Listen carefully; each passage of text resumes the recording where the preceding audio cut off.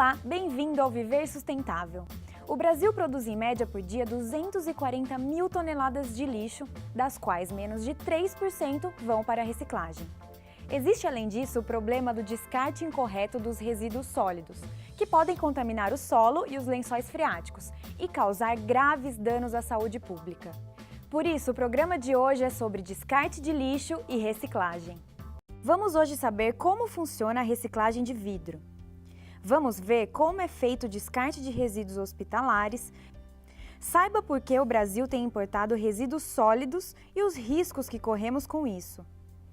Conheça o preço por tonelada dos principais resíduos destinados à reciclagem. A decomposição de resíduos sólidos depende do material e das circunstâncias do local. No caso do vidro, leva 4.000 anos em média para se decompor. Nosso programa foi até uma recicladora de vidro para ver como esse processo se dá. Eles estão por todas as partes, nos carros, em casa, no trabalho. O vidro é um material composto por sílica, encontrado no leito de rios e pedreiras. É um desperdício pensar que milhões de toneladas de vidro vão parar em aterros e lixões, sabendo que esse material pode ser reciclado infinitamente. O vidro é um material que pode ser reciclado N vezes, infinitas vezes, porque ele não perde propriedades. Então, a gente pode reaproveitar o vidro quantas vezes quiser e, além disso, 1 quilo de vidro se fabrica outro quilo de vidro. Então, não se perde nada na reciclagem do vidro. Então, vamos ver como funciona a reciclagem de vidros. Primeiro, o material previamente separado na coleta seletiva municipal ou de particulares chega em caminhões da própria empresa e é descarregado. Depois, ele passa pela esteira de classificação e separação. Esta fase é bastante importante, porque muitas vezes o vidro chega misturado com outros tipos de resíduos. Se o material estiver úmido, ele passa por um forno secador. Em seguida, o vidro vai para a moagem e é descontaminado. O peneiramento, que sucede esta fase, serve para separar o vidro pelo tamanho do grânulo, pois a granulometria é diferente para cada tipo de utilização do vidro reciclado. O vidro reciclado hoje é utilizado para diversos produtos. Ele pode ser utilizado para a fabricação de um novo vidro, ele pode ser utilizado na indústria de jateamento e limpezas de peças metálicas, na indústria de tintas, para tintas de reflexão e também muito utilizado na indústria cerâmica. Mas Juliana ressalta que ainda faltam incentivos para a reciclagem de vidro. Faltam incentivos legais, a gente não tem regulamentação no Brasil, então não existe uma fiscalização, ainda muitos estados se pode jogar vidros em aterros sanitários, então por isso a gente deixa de receber uma grande quantidade de vidro. E a população também pode ajudar. O cidadão que pode separar seu vidro dentro de casa, pode procurar uma cooperativa próxima do seu bairro para destinar esse vidro, pode buscar informação na troca de um vidro de automotivo, de um vidro de carro quando for trocar, para onde está indo esse vidro e buscar uma empresa que se preocupe com a destinação ecologicamente correta dos materiais. Desta forma, estaremos contribuindo com a preservação dos recursos naturais, com o prolongamento da vida útil de aterros sanitários, enfim, com a natureza e a sociedade. Fique agora com as dúvidas da população respondidas pelo professor Mendes Tami.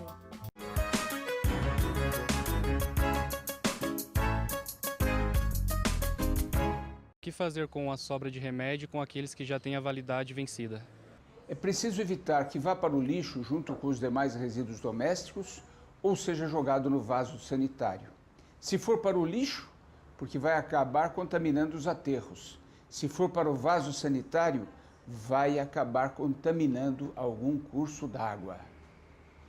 O que se deve fazer é colocar no recipiente e destinar, entregar a um destes locais onde, por lei, é obrigatória a coleta de lixo hospitalar. Por exemplo, uma clínica médica, clínica dentária, clínica veterinária, um pronto-socorro, um hospital ou qualquer local que receba estes remédios vencidos ou que já não vão mais ser usados, eles deem um destino adequado. Oi, meu nome é Daiane, sou modelo. Gostaria de saber quem é o responsável pela coleta e destinação do final do lixo hospitalar.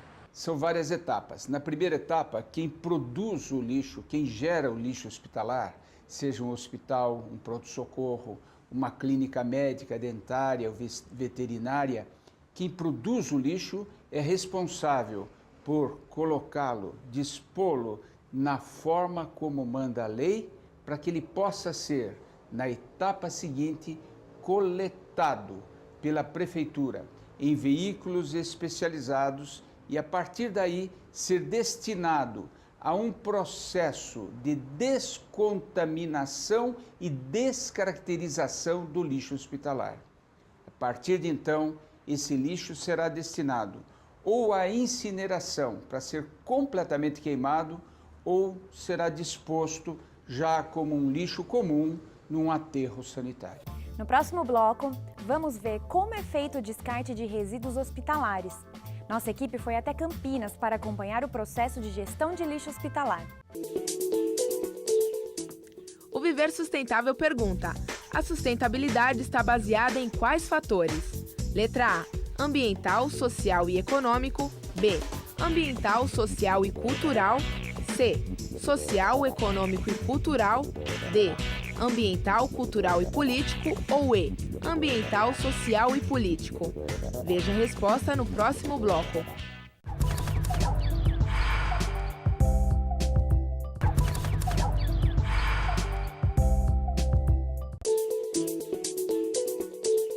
No bloco anterior, o Viver Sustentável perguntou em quais fatores está baseada a sustentabilidade.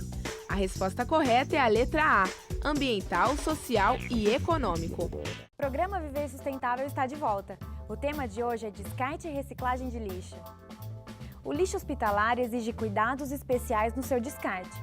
O programa Viver Sustentável foi até Campinas, no interior de São Paulo, para ver como funciona este processo. Os resíduos sólidos são classificados em 5 grupos. O tipo A é de risco biológico, ou seja, sangue e hemoderivados.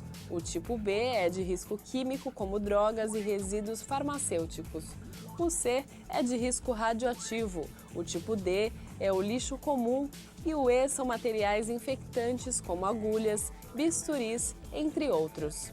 O CONAMA, Conselho Nacional do Meio Ambiente, obriga a destruição dos materiais enquadrados nos grupos A e B através de incineração ou esterilização, de forma a anular suas características físicas, químicas e biológicas. Resíduo de saúde é todo resíduo decorrente do serviço prestado às pessoas e animais, né? Ou seja, eles são gerados em hospitais, em ambulatórios, farmácias. E o nosso trabalho aqui da usina é fazer a desinfecção dos resíduos do grupo A e E. Esse tipo de lixo requer um gerenciamento desde o sistema de coleta, o tratamento e a destinação. Os resíduos chegam na usina e são processados em até 24 horas. O tratamento do resíduo de saúde é importante porque é um resíduo perigoso, que, se disposto diretamente no solo, pode vir a contaminar rios e até mesmo provocar proliferação de doenças nas pessoas. Então vamos ver como funciona a destinação correta do lixo hospitalar. O lixo hospitalar chega em caçambas especiais e uma das técnicas é lançar automaticamente num triturador. Todo material hospitalar precisa ser descaracterizado.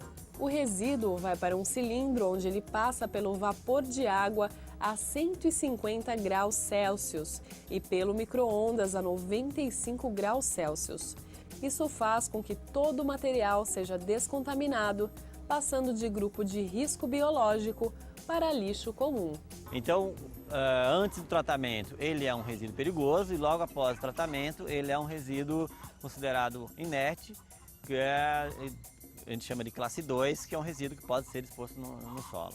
Então, o tratamento promove um benefício para o meio ambiente e para as pessoas. Por conta do processo de trituração, o volume do lixo hospitalar reduz em até 80%.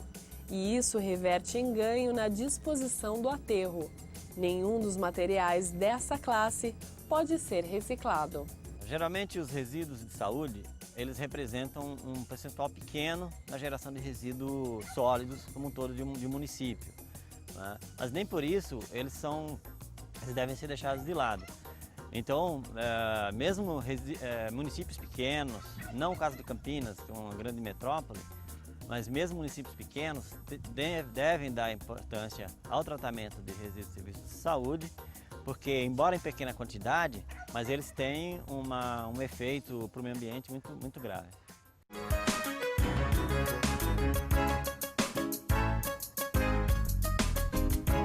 Eu gostaria de saber se os resíduos radioativos hospitalares recebem o mesmo tratamento de resíduos coletados em clínicas e hospitais.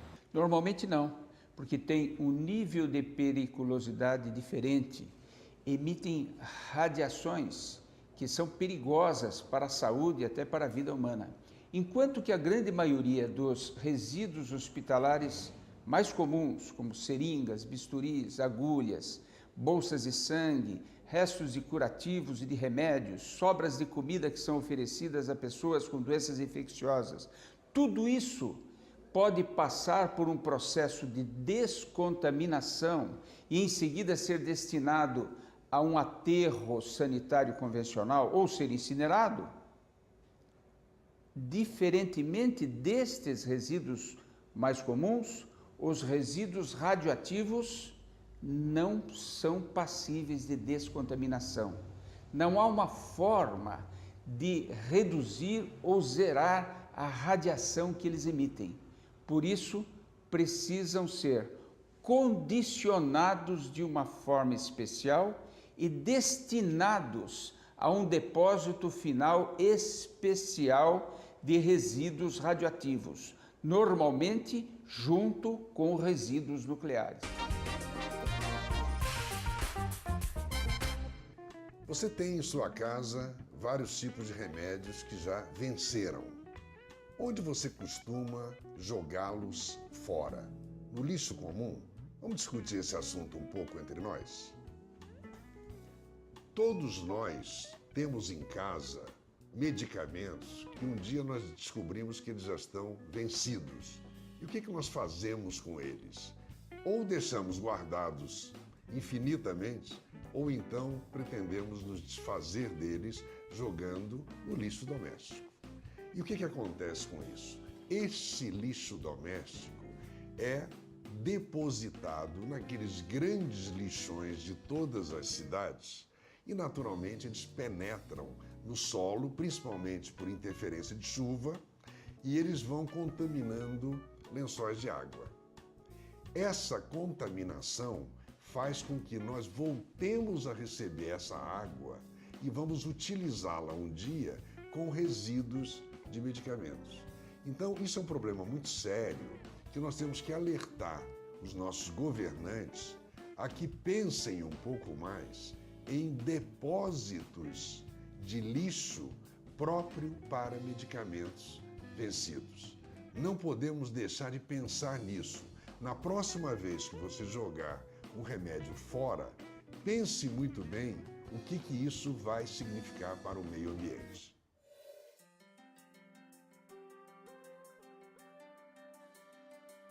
No próximo bloco, veremos o risco que o país corre com a importação de resíduos sólidos.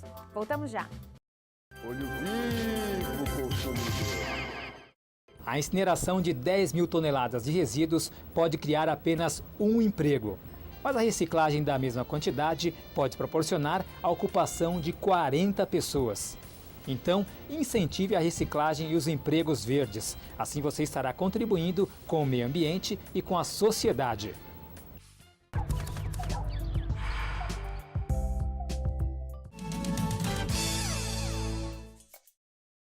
Você sabia que no Brasil a cada ano são desperdiçados mais de 4 bilhões e meio de reais porque nós não reciclamos tudo o que poderíamos?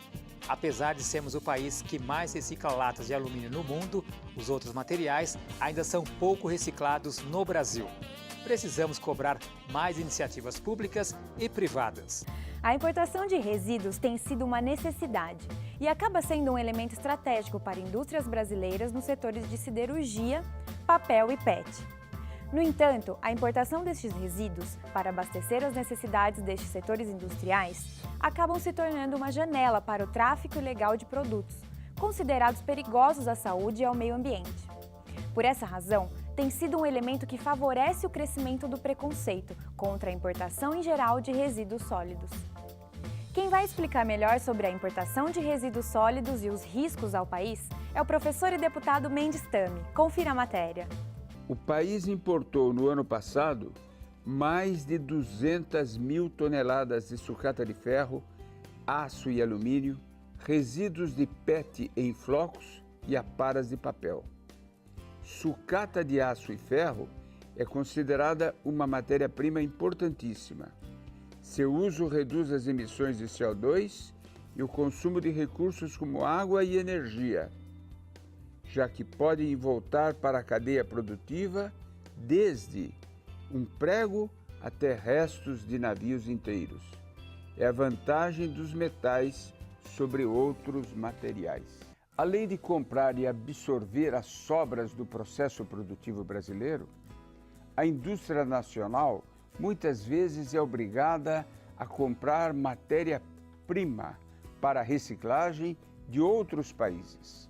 Esta importação se faz principalmente de países da América Latina, aproveitando um frete mais barato. Destas 200 mil toneladas de resíduos sólidos importados pelo Brasil a cada ano, 50% corresponde à sucata de alumínio. Outro resíduo que entrou a uma média de 10 mil toneladas por ano nos últimos 3 anos foram os flocos de PET. As empresas recicladoras no Brasil trabalham com capacidade ociosa de 30%, pois com o deficiente sistema de coleta seletiva no Brasil, a matéria-prima não é suficiente. Segundo a Receita Federal, boa parte do lixo proibido, disfarçado de resíduos para reciclagem, entra no país como aparas de plástico, resíduo têxtil, papel e de borracha. Desde 2008, esse tráfico ilegal cresce de forma descontrolada. É preciso que os órgãos de fronteira sejam claramente orientados quanto à exigência de que este tipo de material tenha uma orientação prévia do governo. Segundo o IBAMA, são proibidos quaisquer resíduos cujas características possam causar danos ao meio ambiente ou à população. O aumento da procura de resíduos recicláveis acabou gerando um aumento do comércio internacional desses produtos. E, de carona, um problema: o tráfico ilícito de resíduos considerados perigosos. A iniciativa de controlar a movimentação do lixo entre países surgiu primeiramente nos países da União Europeia, nos anos 90. O objetivo era evitar que países desenvolvidos, para contornar e burlar leis internas que impediam o manuseio de lixo perigoso, os exportassem para países subdesenvolvidos. A Convenção de Basileia é um acordo global, promovido no âmbito da ONU, Organização das Nações Unidas, ratificado, confirmado por mais de 100 países membros, visando a regular o comércio e o transporte de resíduos entre países, visando principalmente coibir o transporte de produtos perigosos e tóxicos. O último relatório mundial publicado pela Convenção de Basileia sobre movimentação internacional de resíduos mostra que em 2006, 80% do lixo não perigoso que circulava pelo mundo tinha como fim a reciclagem ou a sua reutilização. Em agosto de 2009, 2 toneladas de resíduos sólidos não tratados procedentes da Grã-Bretanha acabaram no Brasil. Foram interceptados em portos do Rio Grande do Sul e de São Paulo com a identificação de produtos plásticos para reciclagem. No entanto, eram fraldas e seringas usadas, pilhas e lixo doméstico. A mesma história se repetiu em agosto de 2010, com uma carga vinda da Espanha para o porto de Itajaí, em Santa Catarina. Em todos os casos, a carga estava identificada como aparas de plástico para reciclagem. Tanto a empresa que importou como a que transportou foram multadas e a carga foi enviada de volta. Dos resíduos sólidos urbanos domésticos, a maior parte são restos de alimentos, que aumentam a poluição ambiental. Em geral, costuma-se dar pouca atenção para uma enorme e perigosa montanha de sujeira, os restos de alimentos que vão para a lixeira.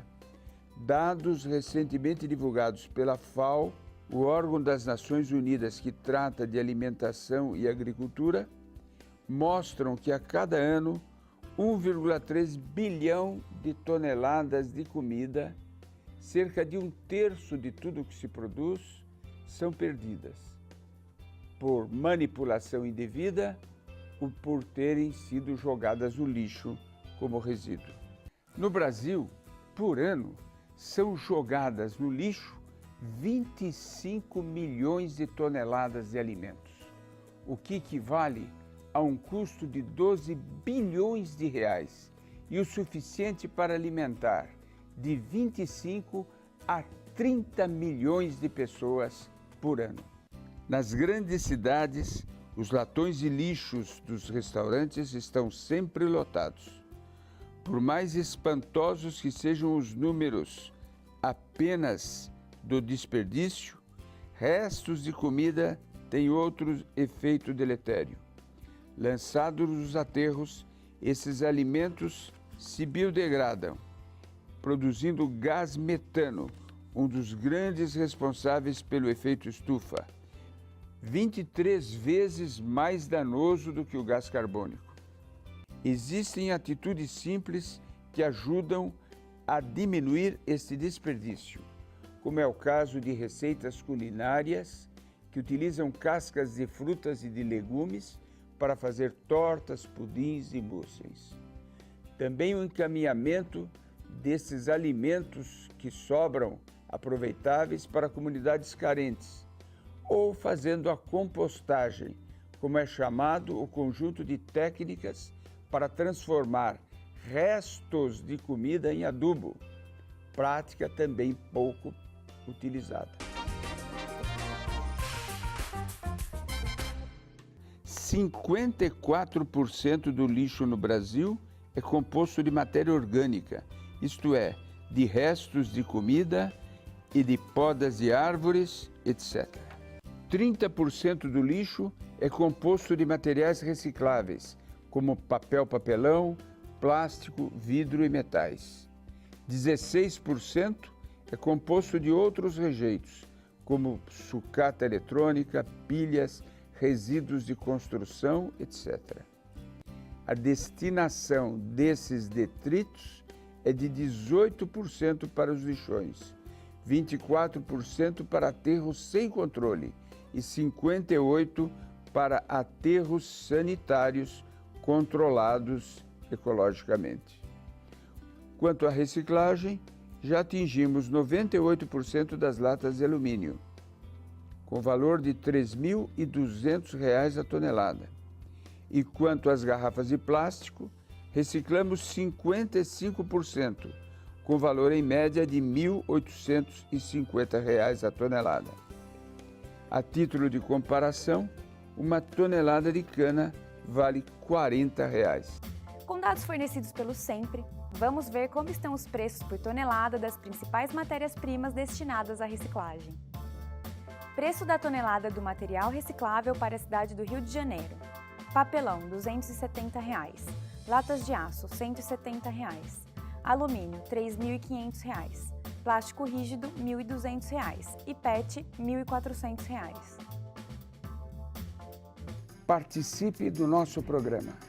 Envie-nos sugestões de temas e perguntas para contato@ viversustentável.net.